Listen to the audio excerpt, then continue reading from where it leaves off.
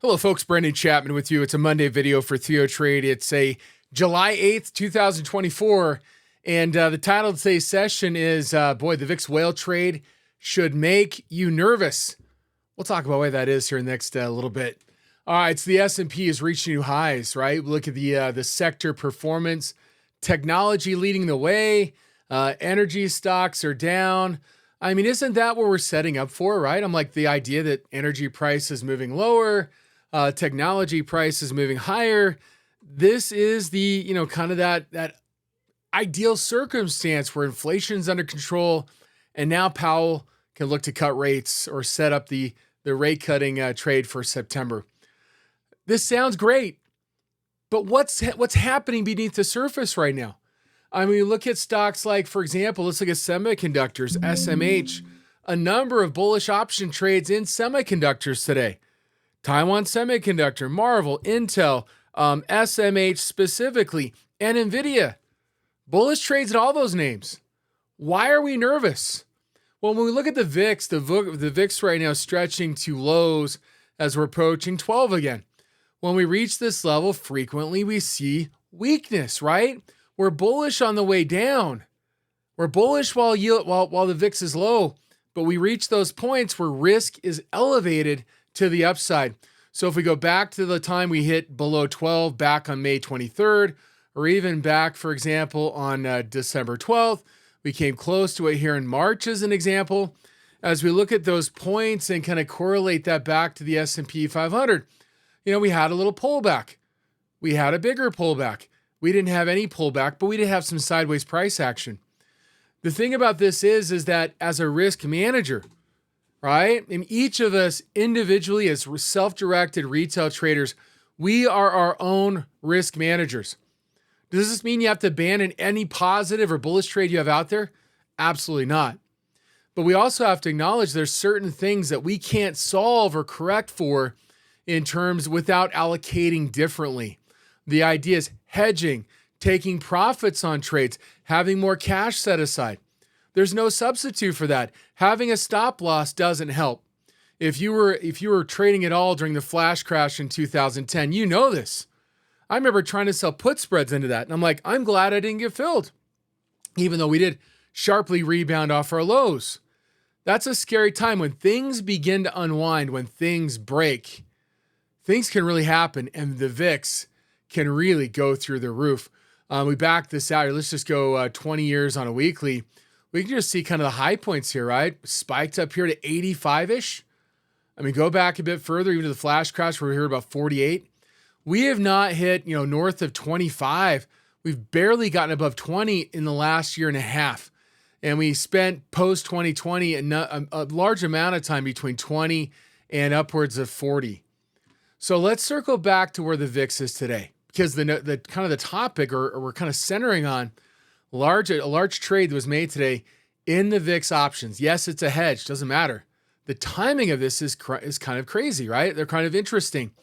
Don, in fact, talked this morning about, Don Kaufman, co-founder of TheoTrade, talked about a VIX trade this morning during his session and kind of alluded to it last week. But as we look at the VIX, we're currently at 12.37. We have not really gotten north of 20 for any amount of time for well over a year. But today, let's take a look at the trade tab here. And I'm going to kind of zero in on this September expiration because this is where things began to heat up. You might call this a whale type trade. 102,000, 100,000. Well, how did these fill? So we come down here. I'm just doing a search on Thinkorswim here. I'm looking for 25 to 45. We're looking at calls, and we're looking at September 18th. And you see it right here. In fact, this is actually a duplicate of the same thing, right? So again, it's just a duplicate here. 9/20/28, 50,000 contracts. In this case, buying the 25 and selling the 45. That's a call vertical, a long call vertical. You're buying the 25. You need prices, you need the VIX to get north of 25, and it maxes out north of 45. This spread cost about 37 cents or $37 a contract. So we had 150,000 share tranche placed in one print, another 20, another 20, and another close to 10 in here, totaling about 50,000 contracts. Again, buying the 45, buying the 25 and selling the 45. So again, we look at the chart here, we kind of scroll up here to see where's 45. 45 is significantly higher than its present level. Folks, this is a big move or potential move. And so what's happening right now, you had a sizable hedge, a whale size hedge being placed today in case the VIX gets north of 25 to 45. In previous times, you hear about the JP Morgan hedge. This one wasn't a roll. Placed at different times and other trades that went on the VIX today. But the point is that this is illustrative of the potential upside in the VIX. And if you know anything about the VIX is inversely correlated to the S&P 500. So what does that mean for the SPY? Could it mean 500? Could be well below that. Are we looking at something breaking in the market in the coming months? Again, that is the expiration is for September, okay? So this is something we got to take notice of. Doesn't mean you have to close all of your bullish positions. This is not a time to just short the market. It's a time to take inventory. It's a time to consider taking profits. And it's a time with the VIX right now, near lows at 12, it's time to consider hedging yourself. Now, at TheoTrade, we talk about a strategy called the atomic hedge that allows you to hedge downside risk in the market, not using the VIX. You could use something like the SPY. But the VIX refers to what? 30-day volatility for the SPX. And again, the SPY is going to be close to that. You could sell call verticals and buy puts and hedge for almost zero out of pocket at this point in time. You could sell call verticals up here, buy a put down here, take a third of your risk off of the table tomorrow and be able to sleep at night. We have other hedging strategies we talk about, and the other could potentially be very similarly to this, buying a VIX hedge, right? Buying a 25, selling a 45, buying a 20, selling a 30. There's a lot of opportunity here because the skew is in your favor in SPX options. We go here 70 days, a little bit long. Normally we go about 30 to 45 days. But again, 18 step out here. Notice that the volatility is falling, right? So we're able to buy here, sell there, buy here, sell there. You're able to buy a lower vol and sell a higher vol 71 days out. Usually go about 30 and just continue that month after month. But you'll see out here as we get towards 14, volatility begins to rise closer to 30 days. And you could buy the lower strike and sell the higher strike. So you don't have to aim for the stars at 25 and 45. You could do a 16 and 20 relatively cheaply. So the point is that right now is a time to kind of take inventory and say, look, the market's gone up a lot. And what's been creating this upside move in the market? It's all based on the Fed cutting rates. And yeah, we're getting more excited about the possibility coming in September or a higher probability of that. Is Powell going to deliver? We got a CPI print this week. We got stuff coming up here. And the reality is the Fed does not have ultimate control over everything, right? They can push things to extreme. When things begin to break, they're not capable of stopping it. Again, they can try to flood the market with liquidity and eventually stabilize things and create more of an inflation result. But right now is the time to kind of sit back and say, okay, is there stuff I can take profits in? NVIDIA getting its first downgrade in a long time. I remember kind of talking about an NVIDIA downgrade. This was a while ago, but it was very poignant at the time to say, look, I mean, how much of its movement is already priced in? This was late 2021. Oh, it was a chip shortage. We'll never go down again. And yet what we received, I think it was on this week right here, December 6th of 2021, NVIDIA received a downgrade. Well, guess what? NVIDIA just received another downgrade here. Again, very similar dynamics, right? Are we looking at further downside? Again, that could create downward drift in the market. And you can say, yeah, but you know what? Go back to the chip shortage after 2020. Go back to the crypto craze of 2018. And at some point, this is going to break and it's going to carry the market with it. Okay? But it didn't stop from some bullish trade happening in NVIDIA today, right? You know, we see, in this case, a July expiration. This is a rolling trade. It's actually a form of profit taking. But if we scroll down here, a lot of strikes. It just shows how much ground's covered in this for the last while. But a 134 right here and a 140. Okay, it's a roll. They're selling that one. Selling that one at 135 and then buying the 140. Anyway, maybe 134. But the point is they're rolling it out to a higher strike price, taking profits in the trade. And that's fine, right? It's a means of keeping risk off the table and still what? Keeping some skin in the game in case things get crazy. But at some point, the dispersion trade of buying calls in NVIDIA and selling calls in the S&P 500 is going to not work anymore. It's going to reverse, and we're going to have a negative dispersion trade in NVIDIA. And when that day happens, obviously, we're going to see a lot more downside. But for now, can you create cheap spreads in NVIDIA? Can you take advantage of the rising call volatility and buy call spreads and maintain a very limited risk, high reward? Yeah, it's kind of flattish out here. But you can pick your strike price for the most part and again, construct something where you're buying the lower volatility and selling the higher volatility, creating a cheap out of the money spread in NVIDIA. And boy, if it does take you off to 140, you're set. You make money on it, a portion of the movement, but with very, very little risk. And that's the thing that we should take notice of based on what's happening on the VIX today. Do you keep all of your risk on the table at this point? Probably not. We look at a company like Intel who had some bullish option activity. This is that semiconductor trade that we're talking about here, right? Intel up 6% today.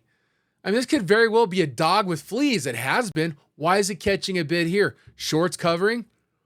Are we just looking at speculative interest coming into Intel? There's a way to trade Intel and there's a way to not to trade Intel. But here, let's look. As we look at the option trade today, let's scroll in here to the 12 July expiration. The 12 July expiration, the call buying on the out of the money strikes here at the 34 strike, 40,000 contracts. There's probably more stuff filtering here as well throughout the course of the day. There's very definitive upside call buying.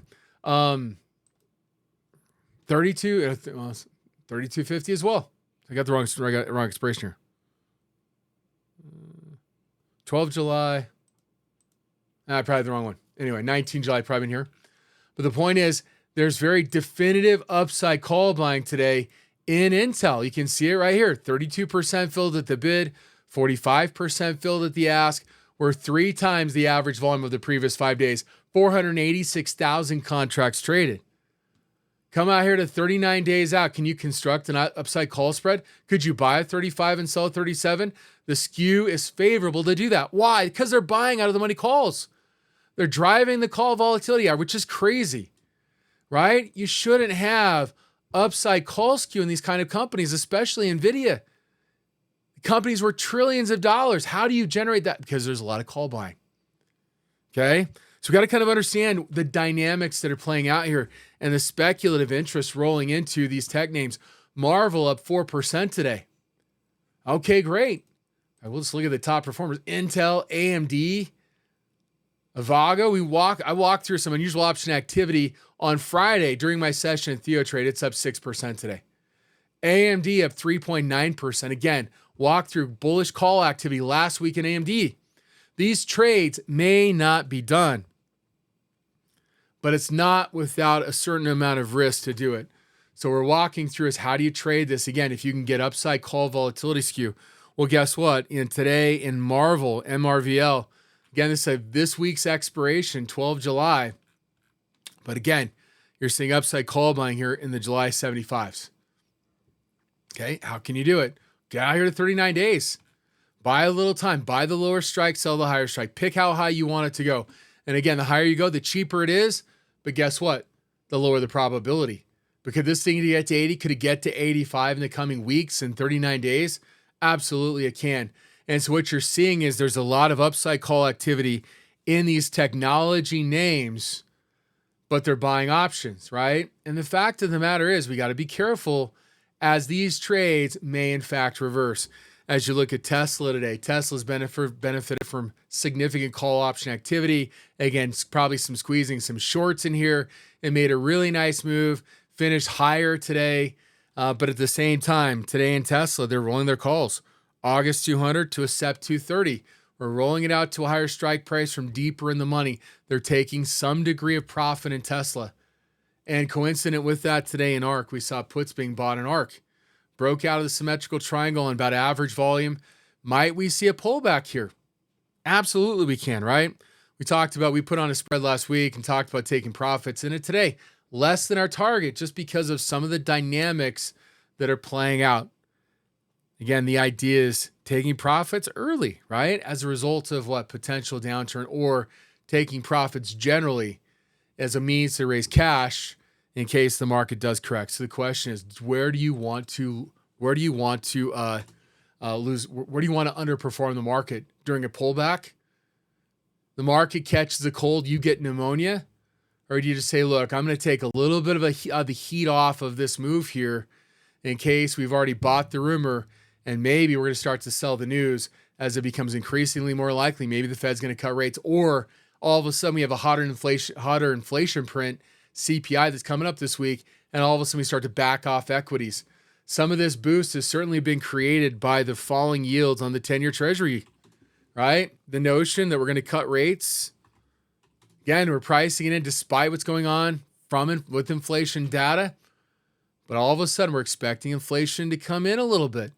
Prices not rising quite as much. And all of a sudden, the last few days, we've seen a bid in the Treasury market. And today's no different. In fact, there was a significant option trade in TLT. This is 20 to 30-year bonds. But if we go to in TLT, we take a look at the 17 July expiration. And you look out here, 30, 95, and 96. Buying the 95s, selling the 96. What's happening?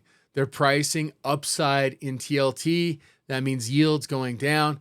Very likely a result of maybe a softer inflation print, and certainly expectations that the Fed is going to follow, for example, the Bank of Canada and the European Central Bank and other central banks around the world that have cut rates into this climate. And that's been the driver. But again, relying on the Fed and their policy is a very tenuous perch to be on, because when things break, they're not able to stop it. And so as a result, I think this is a great example of areas to be bullish in, but at the same time, areas to consider hedging. And VIX is one of those areas to hedge a major market sell-off. And again, I thought that big trade today, 100,000 contract hedge being put on, was a big thing to kind of spend our time talking to as the S&P is testing new highs. Well, folks, we'll wrap it up there. We'll catch you on next week's video. You have a great week. Feel free to join us at TheoTrade. And by the way, we do have a live event coming up September 12th to the 14th in Scottsdale. We're welcome to join us. And again, you can find details at www.theotrade.com if you'd like to join us in our Scottsdale retreat and hear from a number